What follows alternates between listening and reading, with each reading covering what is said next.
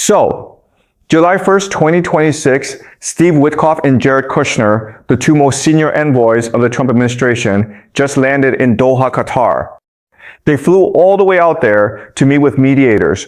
They're trying to salvage an MOU that is starting to crack apart at the seams, and Iran refused to show up. Not because they didn't send anyone. Iran's technical delegation was in Doha, but they flat out refused to sit in the same room as Witkoff or Kushner. Every single conversation had to go through Qatar intermediaries. And right on cue, right on schedule, every major news channel in the Western world drew the same conclusion. Iran is weakening. Iran is being cornered.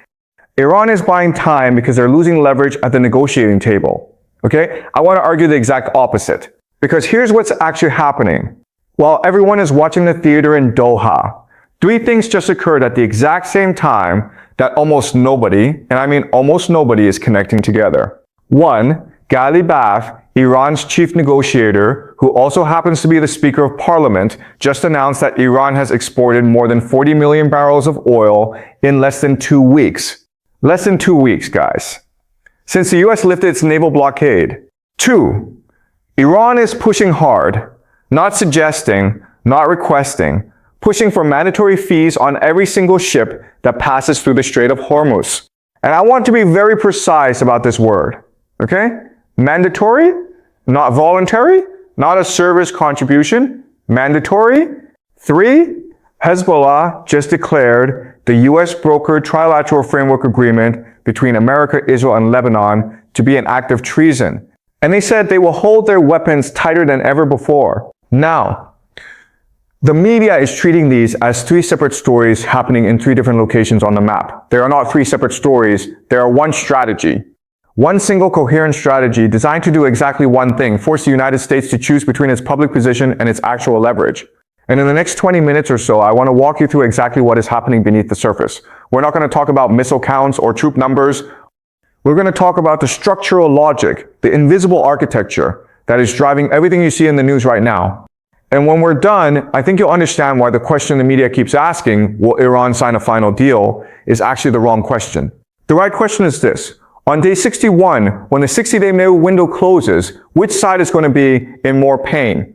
Okay? Let's get into it. Let me start with a number that I guarantee you have not seen, given its full context in any mainstream outlet. 40 million barrels of oil. In less than 2 weeks, Ghalibaf announced this publicly like it was a military victory. And in a certain sense, guys, it is. Now think about what that means. Iran just went through a direct war with the United States and Israel. Their nuclear facilities were destroyed in Operation Midnight Hammer. Khamenei died in an airstrike. Inflation is running at 88.6%. I'm not pretending these are small things. These are real, serious, undeniable losses. But here's what's also true. Iran is selling oil massively. 40 million barrels in under 2 weeks. And independent maritime tracking sources are actually putting the number higher, closer to 50 million barrels. Now, with oil prices elevated precisely because of this war that everyone said was going to break Iran, you can do the math yourself on what that revenue looks like. It's not a small number. And here's what Ghalibaf actually said, and I want you to really listen to this, okay? He called the Strait of Hormuz, and these are his words, not mine, a divine gift that God granted Iran during this war. And he called it their greatest instrument of power, okay? Stop right there. The head of Iran's negotiating team, the man who is sitting in Doha at this very moment, called a strategic waterway a weapon, not an international shipping lane, not a maritime right under international law. A weapon, his weapon. This is not a slip of the tongue. This is a strategic declaration. Now, let me explain why that statement matters more than anything else happening in the news cycle today. Look at the geography. The Strait of Hormuz is about 33 kilometers wide at its narrowest point. You could almost swim across it on a good day. And yet, through that tiny bottleneck, 20% of the world's entire oil supply passes every single day. Japan gets 75% of its imported energy through that strait. China gets 40%. India gets 60%. The Japanese Prime Minister literally said on the record that if Hormuz closes, Japan's economy collapses within 8 to 9 months. Not years, months. Iran knows this. Obviously, they know this. They've known this for decades, And right now, they are using it. Iran is pushing for mandatory fees on all shipping through Hormuz. Oman proposed a voluntary framework like a service charge for maritime maintenance. Iran said no, has to be mandatory. And you might think, okay, professor, what's the practical difference between voluntary and mandatory? Both involve Iran getting paid, right? The difference is sovereignty. That's the entire difference. Voluntary means you're charging a service fee, you're a toll operator. Mandatory means you are asserting that this is your sovereign territory and everyone who enters must submit to your authority. Iran doesn't want to be a toll collector. Iran wants the world to formally acknowledge that one of the most strategically critical waterways on earth is under Iranian jurisdiction. Secretary Rubio drew a red line. He said mandatory fees on an international waterway violate international law. And technically, he's correct.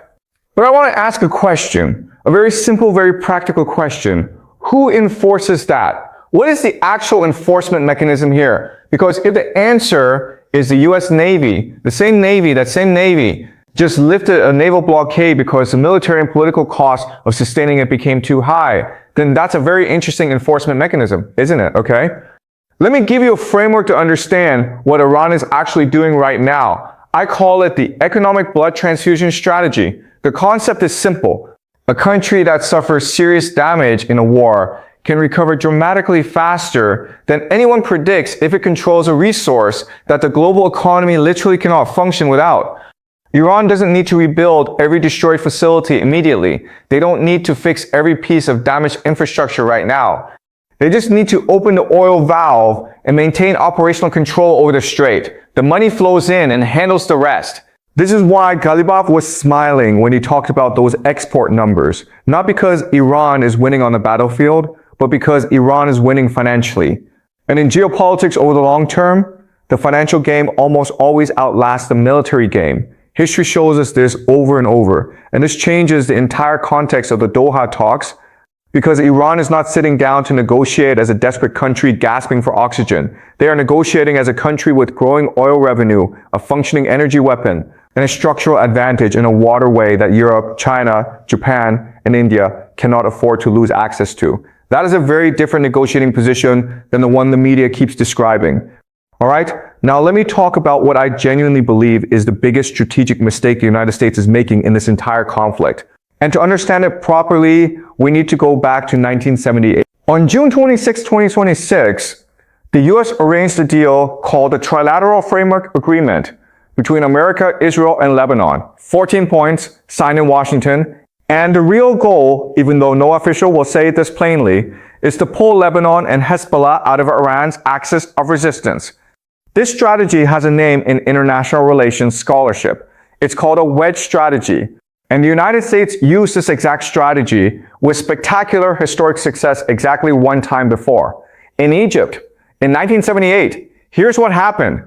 America pulled Egypt out of the Arab coalition and out of the Soviet sphere of influence with one deal. Washington pressured Israel to return the entire Sinai Peninsula to Egypt, not part of it, all of it, plus billions of dollars in annual aid. President Sadat agreed. Egypt signed a peace deal with Israel. The Arab United Front collapsed from within, and the Soviet Union lost its most important Arab client state overnight. This is considered one of the greatest geopolitical achievements of the entire Cold War era for the United States. And it was. It genuinely was. Brilliant strategy. And now, in 2026, the United States is trying to do the exact same thing with Lebanon. And the formula looks almost identical on the surface. $100 million in humanitarian assistance, $30 million reimbursed directly to the Lebanese armed forces. America leading an international reconstruction coalition. Israel withdrawing from southern Lebanon in phases. In exchange, Lebanon disarms Hezbollah and declares that no external force can use violence on Lebanon's behalf without explicit government authorization, which is a very elegant way of saying, Iran, get your hands off Lebanon. On paper, this looks like a perfect copy of Camp David 1978. In reality, I think it's a disaster in slow motion. And I want to name this problem, I call it the reverse Camp David trap. And here's the core of it. In 1978, the United States was separating one nation state from an external superpower. Sadat had absolute command authority over the Egyptian military. When he decided to expel the Soviet advisors and sign peace with Israel, he could do that with one executive order. The Egyptian military followed orders. The state held together. The Soviets had no choice but to pack their bags and leave. In 2026, the United States is trying to separate Lebanon from a force that is not external to Lebanon at all. Hezbollah is not a foreign power operating on Lebanese soil. They are deeply structurally embedded in Lebanon's political system, its social welfare networks, its economic infrastructure. They have sitting members of parliament. They run hospitals. They operate schools. They have weapons caches, command structures, and decades of community relationships built in the fabric of the country. And more than any of that, more than the weapons, more than the political representation, Hezbollah has a veto. A political veto inside Lebanon, right now, within minutes of the framework agreement being signed in Washington. Hezbollah MP Hassan Fadlallah announced publicly that they will hold their weapons tighter than ever before. Lebanese Parliament Speaker Nabi Berri, Hezbollah's most important political ally, warned that Lebanon is standing at the edge of a new civil war. Okay? Does that make sense to you? Do you see what that means structurally? Iran doesn't need to fire a single missile. Hezbollah doesn't need to attack anyone. They just need to say no. One word. No. And the entire framework collapses from the inside because there is no mechanism, zero, through which anyone can enforce the disarmament clause against Hezbollah's active refusal. Because the Lebanese armed forces, the LAF, do not have the military capacity or the political capital to forcibly disarm Hezbollah. They are not strong enough. And if they tried, if the LAF actually moved against Hezbollah with serious force, there is a real documented historical risk that the Lebanese army splinters along sectarian lines and Lebanon slides into civil war. Again, this is the reverse Camp David trap. America is applying a 20th century playbook to a 21st century structural problem. In 1978, the obstacle was getting one leader to make one decision. In 2026, the obstacle is getting a non-state actor with deep domestic roots to disarm against their will, using a national army that is too fragile to attempt it. These are completely different problems, and treating them as the same problem is a serious analytical error. Now, let me connect this back to Doha, because this is where the pieces fit together. Why won't Iran sit across the table from Witkoff and Kushner directly? Vance called it a Persian negotiating tactic. And I find that framing genuinely interesting. But I think there's a cleaner explanation. Iran knows that Doha is not the arena where this gets won or lost. The real battle is being fought in two places simultaneously. First, in Beirut, where the trilateral framework agreement will either survive or collapse. And Iran already knows that Hezbollah's veto makes it collapse. They built a system. They understand it better than Washington does. Iran doesn't need to be in Doha to win in Beirut. They just need to be patient. Second, at Hormuz, where Iran is setting facts on the ground every single day that shape what any future agreement can realistically contain. Every barrel of oil exported, every tanker that passes without interference, every negotiation about mandatory versus voluntary fees. Iran is building structural leverage that doesn't disappear when the 60-day clock runs out. By refusing direct meetings, Iran is sending one message. We don't need to sit across from you to accumulate advantage. Our advantage is being built somewhere you aren't watching closely enough. And I have to say, that is a sophisticated position for a country that supposedly just got crushed in a war. Now, I want to do something I think is essential at this point in the analysis. I want to present the strongest possible case for the other side, because I never want you to just accept what I'm telling you. That would defeat the entire purpose of this. So, let me stillman the American position. Let me give you the best version of why Vance might be right. Vance said that America is in a win-win situation. Whether negotiations succeed or fail, Washington comes out ahead. And here is the serious version of that argument. The United States destroyed Iran's nuclear facilities. The supreme leader is dead. Iran's missile program took significant damage. Inflation is at 88% and climbing. The Iranian economy is under crushing pressure. From this vantage point, America is negotiating from genuine strength. Iran needs this deal to survive economically. So no matter what Iran demands at the table, no matter how much theater they put on in Doha, eventually the economic pressure will force real concessions. And this argument has strong historical precedent. This is exactly how the US managed Iraq after 1991. Sustained pressure, military superiority, Economic strangulation through sanctions. It worked, at least until the next round of complications. I want to acknowledge something uncomfortable. This argument is not irrational. There are genuine, substantive reasons to believe that sustained, coordinated American pressure could eventually push Iran toward meaningful compromise. I'm not dismissing that. The military achievements were real. The damage to Iran is real.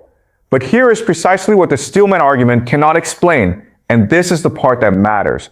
It cannot explain why, after literally decades of sanctions, Iran still had an active nuclear program when this war began. It cannot explain how, even under a naval blockade, Iran managed to export 40 to 50 million barrels of oil in 2 weeks, the moment that blockade lifted. These are not the behaviors of a country that has exhausted its options. But the biggest thing the win-win argument cannot explain is the variable that didn't exist in 1991. China and Russia. In 1991, the United States had something I call monopoly on reward power. Washington was the only actor on earth capable of giving Iran everything it needed to genuinely recover: access to capital markets, technology, export infrastructure, integration into the global trading system. There was no alternative. The Soviet Union had collapsed. China was still a developing country. The US held all the cards. In 2026, China is purchasing Iranian oil through shipping documentation that records zero country of origin. Russia is supplying military technology and is blocking serious pressure at the UN Security Council, not because they love Iran. Let's be honest. Nobody in geopolitics operates on love, but because if Iran collapses under American pressure, it sends a message to every country in the Russia-China orbit: don't defy the United States, because there is no safety net. And that is a message Beijing and Moscow cannot afford to let go out. When you have both Beijing and Moscow providing economic and diplomatic insurance for Tehran, the American pressure campaign cannot reach the critical mass it needs to force genuine capitulation. The leverage is real. It's just not sufficient in a multipolar world the way it was in a unipolar one. That's the structural gap in the Vance argument. And it's not a small gap, okay? Now let me add one more layer. And this is the layer I think is most important for understanding where this goes over the next 6 to 18 months. Many analysts, serious analysts, people I respect, are concluding that Iran's axis of resistance has been severely degraded by this war. The axis being Hezbollah, the Houthis, the armed groups in Iraq. And the argument goes Iran's forward defense doctrine has been exposed as weaker than advertised. The proxies showed their limits. The whole network is diminished. In terms of raw numbers, that assessment is defensible. But weakened and finished are two completely different things. And I think conflating them is a very serious analytical error. Let me give you a framework. I call it the octopus strategy. Here's what you need to understand about an octopus. You can cut off one of its tentacles. The octopus survives. Some species can actually regenerate the tentacle. And during the regeneration period, the remaining tentacles don't become passive. They become more independent, more adaptive, harder to target precisely because they're no longer operating as a single coordinated unit. This is exactly what is happening with the axis of resistance right now. Look at what actually happened during the war. When Iran itself was under direct attack, its proxy forces acted with surprising restraint. Hezbollah did not open all its fronts. The Houthis played it carefully. The Iraqi groups did not escalate into a full regional conflagration. Why? Because each node in this network has its own local logic, its own constraints, its own calculation of how much risk makes sense given what's happening inside its own country. Hezbollah is right now fighting for political survival inside Lebanon. They're under pressure from the framework agreement, from disarmament demands, from Lebanese political factions, Sunnis, Christians, Druze, who see this moment as an opportunity to permanently diminish Hezbollah's power. Opening a massive military front when you're simultaneously fighting for your domestic political life is not a rational calculation. The Houthis have their own calculus. They need to project enough threat to deter regional adversaries, but not so much aggression that Saudi Arabia or the UAE decides the risk of letting them exist outweighs the cost of eliminating them. The Houthis have their own internal Yemeni dynamics to manage. The Iraqi groups are embedded in the Iraqi state itself. They have government positions. They have budget allocations. They have political parties. They have strong incentives to prefer stability over a war that might cost them everything they've built inside Iraq's formal power structure. What does all of this tell us? The axis of resistance is in a transition, moving from a centralized structure where Tehran coordinates large-scale synchronized operations to a decentralized network where each node operates autonomously based on local conditions, more independent, more adaptive, more domestically embedded than before. And here's the thing, and this is the part that I think Washington is genuinely underestimating. A decentralized, locally embedded network is harder to destroy than a centralized one. To defeat the old axis, you needed to cut the command lines from Tehran. To defeat the new axis, you need to fight each node separately, in each country, under completely different political rules, with completely different domestic implications, at potentially enormous political cost in each case. This is why Hezbollah's refusal to disarm under the trilateral framework is not just about weapons in southern Lebanon. It's a demonstration of what the post-war axis looks like in practice.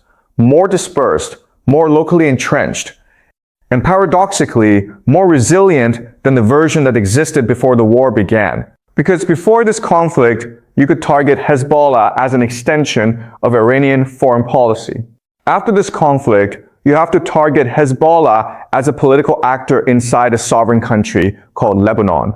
Those are different fights with different legal frameworks, different international legitimacy questions, different costs. And Iran understands this better than any outside observer. They built this system over 30 years. They know that the decentralized version of the axis that emerges from this war is actually more durable than the version that went into it. The octopus lost a tentacle, but it's already working out which tentacles it still has, and figuring out how to make them all a little harder to find. Okay, let me now pull all of this together because I think the full picture becomes very clear when you put the pieces side by side. 40 million barrels of oil in 2 weeks. Iran is financially recovering faster than the consensus predicted using the very resource that the war elevated in price. Hormuz is a weapon by Iran's own declaration. Facts on the ground are being set every day about who has operational authority over the most important shipping lane on earth. Iran won't meet Witkoff face-to-face in Doha, not because they're scared, but because Doha is not where this war is won. Beirut and Hormuz are where it's won. And in both of those places, Iran currently holds structural advantage. The trilateral framework has no credible enforcement mechanism. Hezbollah has already publicly vetoed it. The Lebanese army cannot enforce it without triggering a civil war. American forces in Lebanon can monitor and document. They cannot fight Hezbollah. The axis of resistance is mutating. It's not weaker in the sense of being eliminable. It's decentralizing into a form that is harder to target and more domestically embedded in each country it operates in. China and Russia are providing the economic and diplomatic insulation that prevents American pressure from reaching a breaking point for Tehran. Now, I want to be very honest with you here. I could be wrong about some of this. Okay, I could be completely wrong about the overall conclusion. Take everything I say with a grain of salt. These are my frameworks. These are my theories. I've been wrong before, and I'll be wrong again. But here's what I will say with confidence. The narrative that America is simply winning this comprehensively, that the win-win framing is accurate, that Iran is cornered, that narrative is missing at least 3 structural factors that could fundamentally alter the outcome. And structural factors don't disappear just because your military campaign was impressive. Okay? Based on everything we just walked through, here are 3 specific things I want you to watch very carefully over the next 48 to 72 hours. Number 1, watch whether the United States releases any portion of the $6 billion in frozen Iranian assets. Ghalibaf has been explicit about this. It is a precondition for substantive engagement, not a talking point, a precondition. If America refuses to move on this, if that money stays frozen, the mole is quietly dying and the 60-day clock is running toward a hard deadline with nothing in place.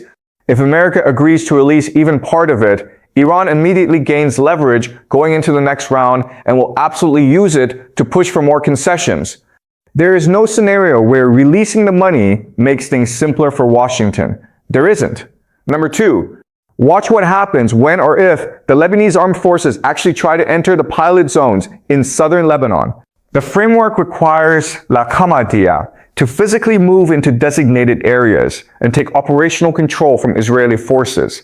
If La Hamadiyya moves in and Hezbollah doesn't obstruct that movement, the deal has a pulse, barely, but a pulse. If Hezbollah politically or physically prevents those movements, which their stated position suggests they will, the entire framework is dead on arrival. And then America faces a choice with genuinely no good options. Let Israel stay in southern Lebanon indefinitely, which contradicts the framework and alienates Beirut. Or pressure Israel to withdraw anyway, which proves the framework was meaningless from the start and cost Washington its credibility with Tel Aviv. Neither of those is a good outcome. Number 3. Watch China's silence on the mandatory Hormuz fee proposal. China imports 40% of its oil through the Strait of Hormuz. China is the country most dependent on that waterway functioning freely. And yet China has said absolutely nothing in opposition to Iran's mandatory fee proposal. Zero statements, zero diplomatic complaints, nothing. In international diplomacy, silence from a major power is never neutral. China's silence is communicating two things simultaneously. To Iran, we are not going to block you on this. To America, do not expect us to join any coalition to stop it. That silence is doing more actual strategic work than anything Washington or Tehran has said out loud this week. Now, here is your homework. I want you to read the 10-point declaration released by 60 members of Iran's Assembly of Experts at the end of June. This is a document where they prohibit Iran's negotiators from making concessions on nuclear rights, where they reaffirm hardline positions that tie the hands of President Pezeshkian's diplomatic team. Read it carefully, and then ask yourself this question: if those are the internal constraints that Iran's negotiators genuinely cannot violate, because their domestic political survival depends on staying within those lines, then what does a final agreement actually look like? What could it possibly contain that both sides could claim as a win? Push back on me if you think I'm missing something. I want you to read the Al Jazeera Center for Studies report on what the MOU actually represents for regional power dynamics. Read the Wall Street Journal piece on Trump weighing renewed strikes on Iran. Read Guy Liebaf's full interview on Press TV, where he calls Hormuz a divine gift. Check the numbers, verify the facts.